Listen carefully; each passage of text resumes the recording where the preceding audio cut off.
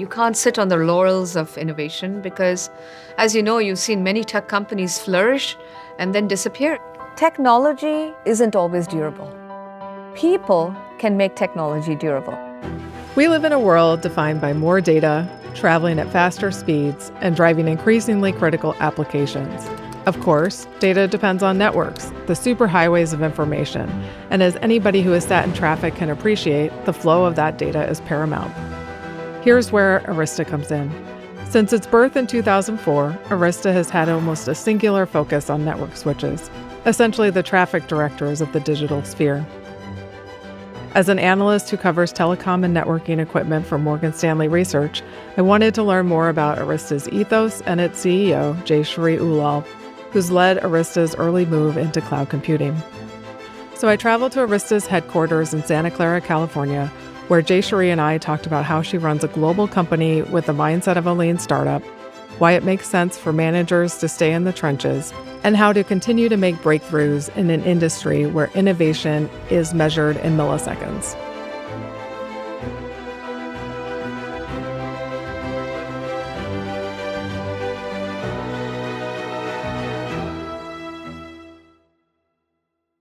Jayshree, thanks so much for being here today. It's a pleasure to have you. Thank you. I love being here, and I know you and I go back a few years. It's great to be here. Exactly. Can you just share a little bit about your background and how it influenced you to pursue a career in technology? Probably the one distinguishing factor in my background is I was always surrounded by tech, even at a young age. My late father started the first 5 Indian Institutes of Technology, which in many ways was a way greater accomplishment because it's become the Ivy League institutions for the world, right? So I got to see firsthand how he built these institutions. But the way I got into tech was a little bit unusual because it was through a process of elimination. I wasn't good at many of the arts subjects. My mother was, despairing that I couldn't do needlework. I really enjoyed physics, math, chemistry, and then that's how I landed in tech. Did you have mentors along the way? In the early days, I would say it's largely your schools and teachers. I had a really good physics teacher. She made physics cool. So I would say the encouragement is so important that, science is always a daunting subject, but the ability for people to give you the confidence that you can do it and learn it and excel in it, and I didn't always excel in it, but that I would keep trying was important. So you're an engineer by trade and education, but early on you realized you were going to be a better manager. I was still searching for my excellence. And one day I had a chance to work with a customer who was angry, screaming about this chip I had designed and the problems they were having with bit error rates. And through that exercise, I discovered maybe not so much that I was a better manager, but that there were skills I had that were more customer facing, that and the introverted side of me or the engineering side of me had not explored. But I always had this other side to me, and my husband was very encouraging. And he said, you got to try it if you don't know. And the thing about engineering is it's very black and white. The thing about leadership or customer-facing roles is there's a lot more shades of gray that you have to be comfortable with and come to terms with. So you were instrumental in scaling what became Cisco's largest business, and then you joined Arista in 2008 when it was a startup. What was it about Arista that was worth taking the leap? What drew me to Arista was definitely the people. But I think the other attraction to Arista was the software technology. There was something very unique and magical. I'd worked with lots of operating systems and a lot of different ways of doing things. But this was the first time that networking had been done right or thought right. And there was this level of, segmentation, availability, automation that at a software-driven level that I'd never seen before. Were you ready for a startup at that point? I came to Cisco through its first acquisition, Crescendo. And Crescendo was a startup of about 50 to 70 people. It was one of the fastest growing divisions. The first year it was 40 million. The next year it was, I remember this number well, 365 million a day. And then suddenly it was $1 billion. So while I was part of a large company called Cisco, I always felt the agility of Cisco at that time, and especially the switching business unit, was very unique and therefore more like a giant startup. And that's probably still my analogy for Arista as well, a giant startup. You've seen tremendous growth under your leadership. What are some of the strategic decisions you made along the way that propelled you towards that success? I think one of the key decisions I'm most proud of is our entry in the cloud. In 2009 and 10, it was very small, and many people were even saying, oh, what's the cloud? It's just a marketing buzzword. But we really made the cloud happen at a time when it was largely service providers. The vision to spot that the cloud was going to happen and then take our products in the direction is one of my most proud moments.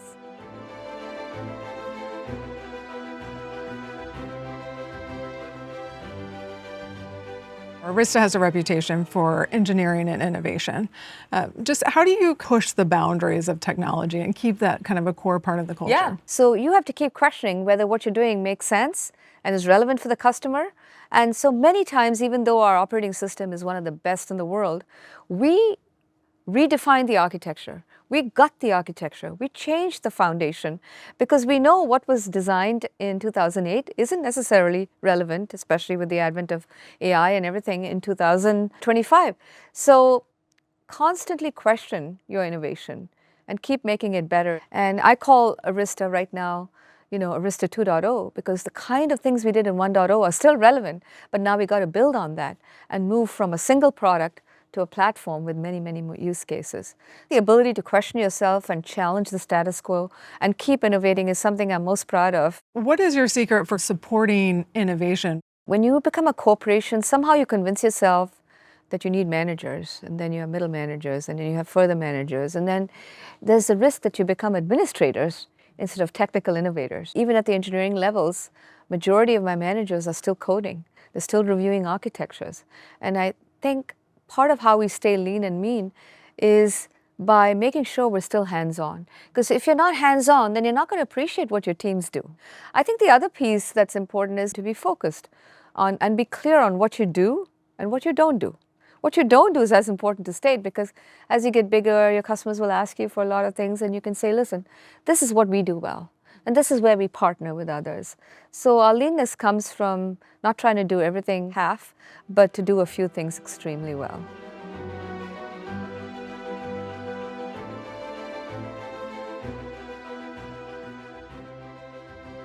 With the rise of AI, we're seeing a new dawn of networking. How is Arista adapting to kind of stay ahead and not only stay ahead, but lead? For me, the turning point was November 2022, when Microsoft and OpenAI forged a partnership and ChatGPT really started happening. AI started affecting consumers and enterprises. We then started dealing with some of our largest customers who we had helped succeed in the cloud. Ethernet is always the long-term winner. We've seen this happen when ATM technologies, WAN technologies moved to Ethernet, storage technologies moved to Ethernet, token ring technologies moved to Ethernet, FDDI moved to Ethernet. So we said, wait, this doesn't make sense. And Arista was a founding member, along with many others, for what we call the Ultra Ethernet Consortium. So adding the AI component to us onto the EOS wasn't necessarily a start from scratch endeavor. It was something we could do naturally in our system. Today we have a portfolio of 20 products, and I think we're just in the first innings. There's a lot more to go here with training and inference and large language models really coming to bear. What are the future trends that you think are critical for Arista to kind of position itself over the next few years? On one hand, there's this sexy thing called AI. And I think there's a lot going on there, not just with LLMs, but small language models.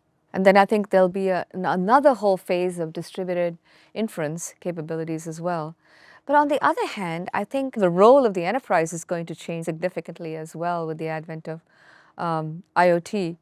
The role of AI is changing, and I think the role of quantum optics is going to change too. So layer 1, layer 2, 3 is all coming together. So you've noted in the past that kind of focusing on talent, versus gender or race has kind of helped you feel more comfortable in rooms and focused on keeping the highest quality team at Arista. How do you make sure that there's kind of enough diversity in that pool? Diversity starts with middle school, I think. You've got to have the talent come in through undergrad, grad.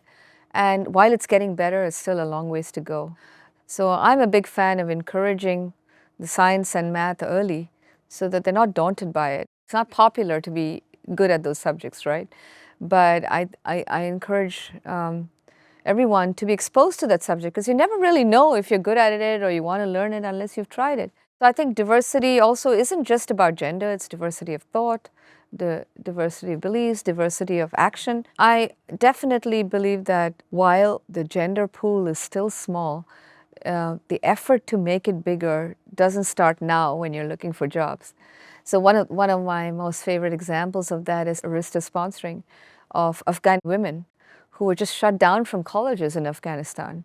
And now they're coming to Arizona State University to learn. I certainly hope they'll come to Arista for some internships. So this is a whole groundswell that you can't just wave a magic wand and say, okay, I've now got some diversity. And you really have to spring enough seeds of thought on that to make it happen. Jayshree, thanks so much for being here today. It's been a delight to get to hear more about your career and path and what you've built here. Thank you so much, Mita. Pleasure's mine too.